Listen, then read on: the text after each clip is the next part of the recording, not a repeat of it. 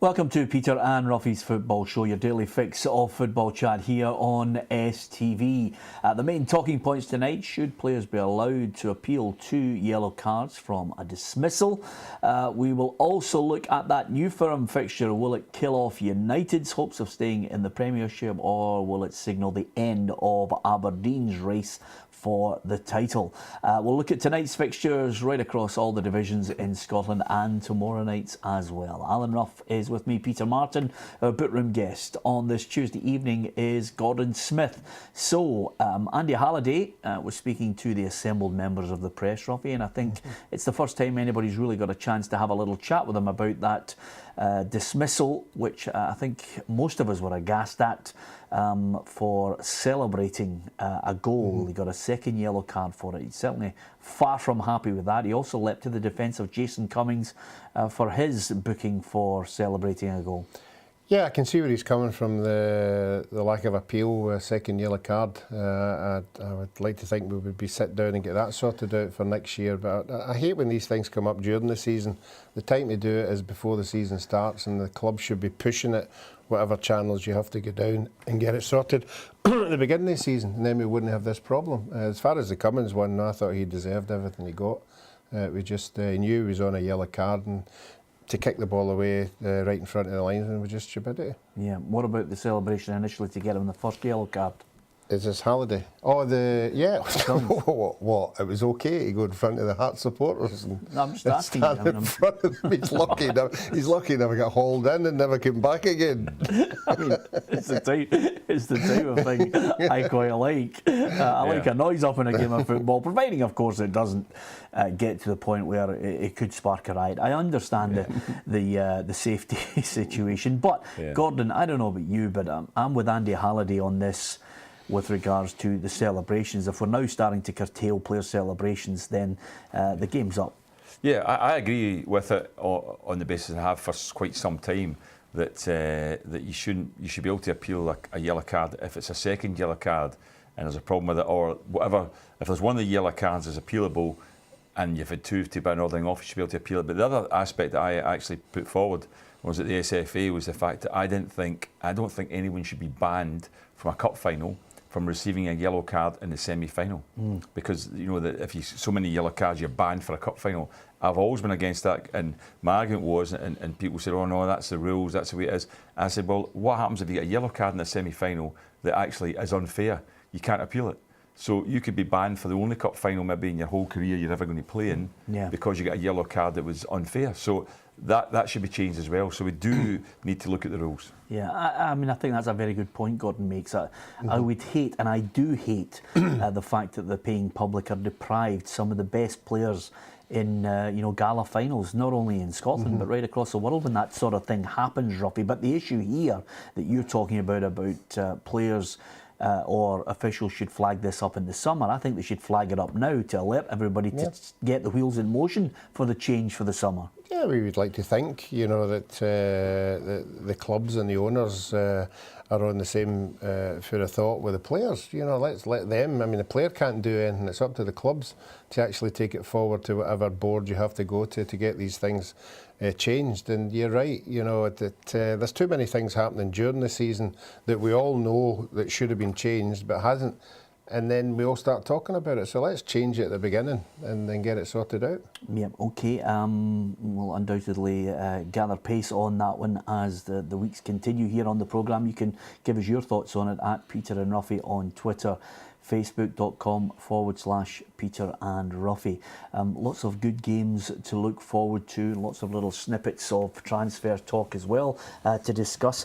Of course, tonight it's Hearts against Inverness Cally Thistle. One interesting development over the last 24 hours, Gordon, is the fact that someone has been arrested for xenophobic comments towards Josh Magennis. And again, fair play. However they nailed the person for it, they got him. Him or her, I'm not sure, for those comments to Josh Magennis. And if we keep driving the message home to people, show racism the red card and punishing them. Yeah, I mean, this was at first when I thought it was racism, I thought it was another aspect of it, the fact he's a black player, but it was because it was the Irish thing that somebody said, and you know, that life's changed in that respect too. Because years and years ago, I mean, I was playing in England and was getting called a Scottish bee all the time. Yeah. I never thought anything about it because you just accepted it in those days because you think, well, I'm Scottish and they don't like me, but so why not accept it? But nowadays, it's become such a fact that people do see all these things as a problem now. People are offended more by these things and they want to do something about it. So I was quite surprised, you know, he was the one that actually made an issue of it. And the chap, and at the end of the day, you can be pulled up for it. Calling somebody an Irish name is an offence, this sort of thing. But as I say, in days gone by, that wouldn't have had any effect on people. Yeah, I'm certainly not going to make light of it, but I know Ruffy and I just started to smirk there because we were wondering what technicality you were getting out on, but you've narrowed it down to the fact you were Scottish. Yes, I was Scottish. Is that all they had against you? Well, they didn't like you, but maybe because you were be scoring goals or playing well. I used to think if you were getting stick from opposition fans, it was a good sign because it meant that you were actually they respected you to a degree because it did have an effect on them. But when I was down in England, even opponents would if there was any verbiage going on between you and an opponent, he threw in the fact it was Scottish. Well, I think they call it in cricket sledging. That's fine. Listen, players can take banter and they can take any sort of noise up, but I think when it becomes abusive, to the point that it's hurtful and crosses the line, then you have to stamp on it, Ruffy. Yeah, and the thing about it is, I would think the majority of players will put up with it to a certain extent. I think most football players know that they're going to get some kind of verbal abuse from the crowd. And I think that there's only so much you can take, and then there's a defining line when you say, right, that's it. And I think that's what's happened, you know, at the weekend. And full credit to Hearts. I mean, they have a large crowd at that, and it just shows you that you can pick out people. You know, we always hear people saying, oh, well, it's very difficult to go in and get, for 16,000 there to pick out the culprit. You know, if Hearts are proved that it can be done, then other clubs should start doing it. It's a lot easier now because there's no standing. I mean, it's seated. People are season ticket holders, and Hearts got a huge crowd. So if they can identify them and there's proper CCTV television footage or whatever, you can identify somebody. Because I think a lot of people gave evidence to say that what he looked like, what he was wearing, and all that sort of thing. Yeah. So therefore, it's probably a lot easier to find than they can. Maybe the chap is a season ticket holder. But as I say, I mean, Ruffy, I've been at Scotland-England games and been in the crowd, and half the crowd would have been arrested if this had been an issue in days gone by in terms of when we were playing against England. Every shout regarding an English player, it was Bobby Moore or Bobby Charlton, had a reference to English in it. Do you know what I mean? So it is the thing in football crowds, and as I say, sometimes, if you're going to be strict on it, then we have to be very careful. Yeah, absolutely. Well, we're moving on for the better of the game, that's for certain. Let's look to the two matches tonight. Hearts against Inverness, Killie against Ross County. Lee Clark has mentioned that Kilmarnock need to be ruthless. Do you have a fear for your old club that they could be the team in the playoff, or do you think someone else is in perilous danger? Well, I think not only at this moment in time, they're not only the team in danger of the playoff, they're a team in danger of relegation too, because Dundee United having 2 wins there, we did say it would be crucial in terms of them putting something together. So that's why this game's crucial for Kilmarnock tonight, albeit Dundee United play tomorrow night and Kilmarnock will then have 2 games in hand over them, but they need another 3 points because the big fear would be that Dundee United are going to pick up points, and if they have another win and Kilmarnock don't win tonight, then that gap does close, and with those games in hand, they'll still have that 1 game in hand. It would become a very, very close thing, and Dundee United would be on a real lift from that and on a high. So that's why I think this game for Kilmarnock tonight is crucial. Do you fear for them? I do fear for them at the moment, yes. The 2 teams I fear for are Kilmarnock and Hamilton, basically because they're not scoring goals. I think neither of the 2 of them can scrape more than 1 goal, and that is always a problem when you come up against most opposition. So unless they can start, obviously winning games would help, but scoring goals against certain teams is what's going to pull you out of it, and they're not doing it just now. And just one little final note, Inverness Caley Thistle. I noticed Paul Hartley was smiling when John Hughes suggested that if Paul Hartley is going to steal a couple of his players, they've got a bigger budget financially than Inverness. Is that a bit of caudology going on there? No, I think the clubs have now got to look at players and other teams because the budgets are very tight. They'll know exactly and identify, you know, what players they can get with the wages that they're on, because obviously that's what you've got agents for, and that is why they'll try and attract these players. And if players being players, you know, that's what they'll do. They'll go with the bigger buckets. Okay, thanks to Ruffy and Gordon for the moment. We'll be back after the break talking about the Championship as well as the big matches tomorrow in the Premiership as well. Join us after the break for more on Peter and Ruffy's Football Show. Welcome back to Peter and Ruffy's Football Show. Alan Ruff is alongside me. Peter Martin, our bookroom guest, is Gordon Smith. Just one sad note that we picked up late yesterday, Ruffy, which I still think there's a bit of debate over whether Scott Fox is actually going to be out for the League Cup final. I'm sure the lad will do everything in his capabilities to try and recuperate, use as much medical advice and help as he possibly can. But I feel gutted for him on the basis that sometimes, you know, you yourself are a perfect example. League Cup finals, you know, they don't come around all the time. This could be the one and only chance for some players. I think the most galling thing about the whole thing is he's the one that got them there. You know, he's the one who made the penalty save. He's the one who made the crucial save. So that'll be eating away at him as well. So, yeah, let's hope, you know, that, I mean, as soon as I heard it was ligaments, that's always usually a while, you know. But with the technology they've got now, let's hope it isn't, because he was a big player for them, and he still will be when he comes back. Yeah, I'm sure he doesn't want to hear the possibility of never being in another final again, but you know, you thought they were coming around every 2 years. Yeah, when you're a small club, you know, you don't get many chances. It's okay for Rangers and Celtic and Aberdeen and the likes who have got the players there to get you there, but you know, when you're at a small club, it doesn't come very often, and you've got to grab it when it's there. Yep, okay. We wish Scott a speedy recovery. What about the fixtures tonight in the Championship? Some tasty ones to look forward to, of course. Alan Stubbs again suggesting that the High Bees are not bottlers.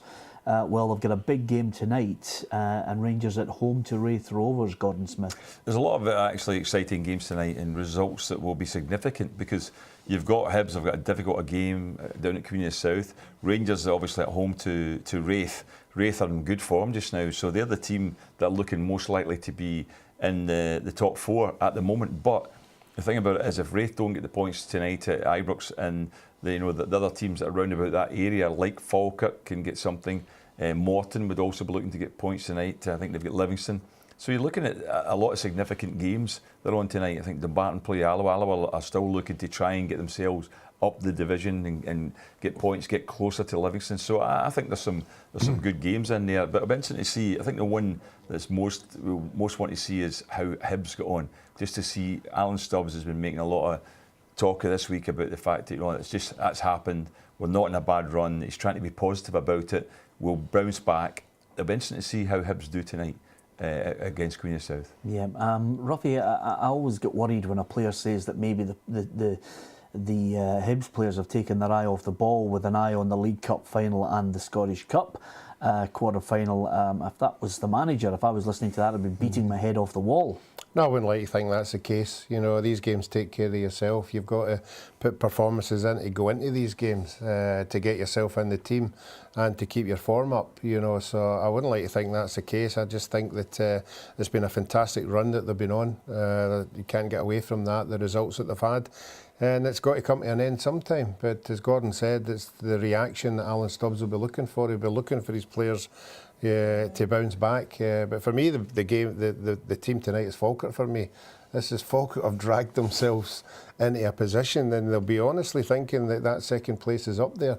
So this is the first game that they've always, for me, they've been in the focus. It's a must-win, you know, because they've just been hanging in there out of the publicity and everything. But now I think the players know what's up for stake now, and it'll be interesting to see how that game goes. Exactly, and that's why the Hibs one will be so important, because if Hibs were to lose tonight and Falkirk win, Falkirk getting above them, I mean, it would put Hibs under severe pressure. So they have to maintain that points lead and get a result tonight. Difficult game down at Palmerston. Rangers, you know, if the gap opens up anymore, I mean, most of us do it. I even think Alan Stubbs gave it away at the weekend by more or less saying, well, the league title is probably beyond them now, which I think most of us think the same. It's 11-point gap with 10 games to go. And if that gap opens it even any wider, I would say it's definitely over. But I would say even now, I can't see Hibs catching Rangers. Yep, I'm in your camp with that one, Gordon. Let's look at the fixtures in the Premiership tomorrow night as well. Here's how it all looks with the 2 games this evening and the fixtures tomorrow. Celtic against Dundee, Dundee United against Aberdeen, St Johnstone, Partick Thistle. And if we're talking about key players related to these teams, Ruffy, Dedryck Boyata will be in for Celtic against Dundee now that they've appealed. Yeah, I hope that's not the only reason they did that, because their back four has been a bit suspect for the whole season. So, I don't know. I mean, it's always good to have a player playing who's consistently playing rather than just bringing somebody in, maybe moving Charlie Mulgrew back there or something like that.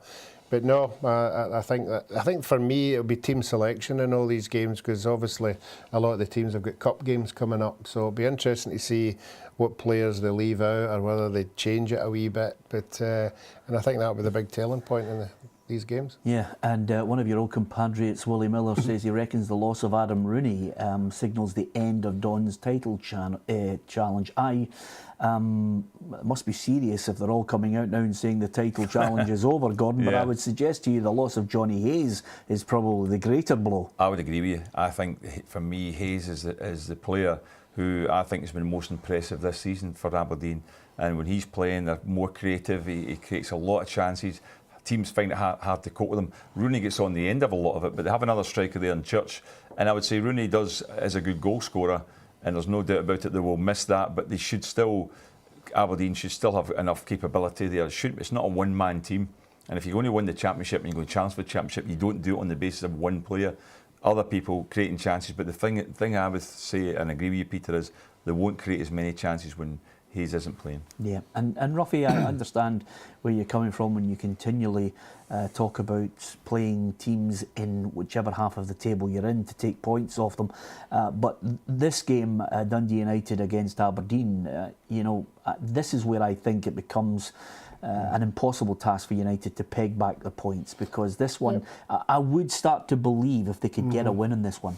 Well, that's what they'll be doing as well. I mean, I think even the more important game, which we've already touched on already, is Kilmarnock. If Kilmarnock were to get 3 points, and then everything that Dundee United don't get will make it even more difficult. But I still think the points thing, and I keep going on about it, the split, I've seen 8 points going right out the window, after so many games in a split, and that's what they'll be hoping. They need to go into the split with a chance, with something to hang on to, but certainly every point they get more than everybody else will be a bonus. Yep, and Alan Archibald in the other match, Ruffy, reckons St Johnstone will be out for revenge. Yeah, I think so. But they've got a lot to play for as well. I saw the manager talking the other day that I think he believes that if he doesn't get their act together, okay, they get a good result there, but if they don't get their act together, they could be drawn into it. We keep talking about what team's going to get relegated. I think all these teams are panicking about the playoff. I don't think any of them want to be associated with this playoff, knowing the teams that are down there. Yeah, it's a good point, Gordon. Yeah, you want to avoid the playoff, no doubt about that. That's why there was a real fight on Rangers and Hibs, because both teams were very, very keen. I know for a fact they both wanted to win the division like Hearts did last season, so you don't have to worry about the playoff. Because if you're in the playoff, you've got a game against difficult opposition in your own league to start with, and then you've got a team in the Premiership. Now, you might end up playing against a team who's in form. I mean, Rangers last year got hammered over the piece by Motherwell, and Motherwell weren't in great form, and yet Rangers couldn't handle them. So, this year the teams, depends how, whether Falkirk's the form team, Hibs, or whoever gets into that playoff zone. But I think Ruffy's right. You want to avoid being in that second bottom spot, certainly if your form's bad at the time when you drop into it. Yeah. Just before you guys go, got to get your thoughts on the interesting battle down south as well. If it's hotting up in all 4 divisions in Scotland, there's a wee bit of mind games going on that I'm certainly enjoying between Claudio Ranieri and the Chasing Pack.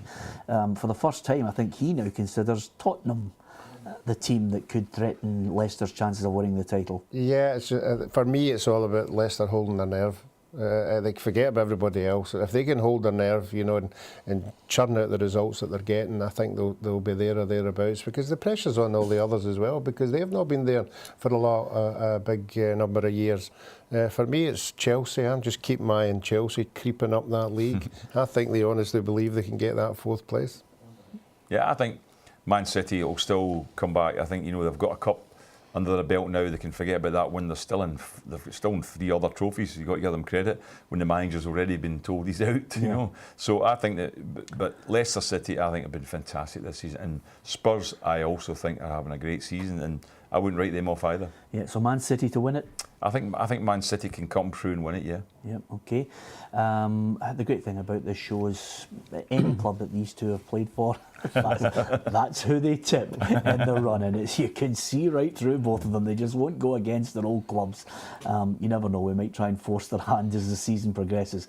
Thanks to Alan Rough and Gordon Smith for their chat tonight. Tomorrow on the programme, we will indeed look back on the results tonight, and we'll look ahead to those games on Wednesday evening as well. Join us if you can, STV Edinburgh, STV Glasgow. We're on air at 7 o'clock.